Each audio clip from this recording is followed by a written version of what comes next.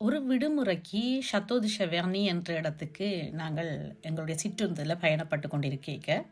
போகிற வழியில் ஷாத் என்ற இடத்துக்கு தாண்டி தான் போக வேண்டிய ஒரு கட்டாயம் இருந்தது. ஷாத் கோயிலுக்கு நான் 93-4 காலப்பகுதியில் ஒரு முறை அந்த திருவிழாக்கு சென்றிருக்கேன், தமிழ் திருவிழாக்கு.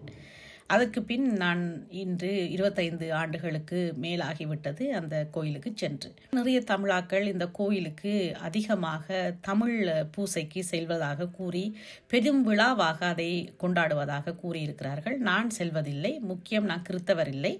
இரண்டாவது, அது வெகு தூரத்தில் இருக்கிறதாலேயும் நான் செல்வதில்லை. போகும் வழியில் இப்படி அந்த கோபுரத்தை கண்டவுடன் எந்த இடம் என்று பார்க்கும் பொழுது ஷாத் கண்டு அது காட்டும் பொழுது மனதுக்கு ஒரு மகிழ்ச்சியாக இருந்தது. காரணம், நான் அந்த கோயிலுக்கு பல காலமாக செல்ல வேண்டும் என்ற ஒரு ஆசை என்ற மனதுக்குள்ளே இருந்தது. ஏனென்றால் அந்த கோயிலை பற்றிய மகிமை, புனி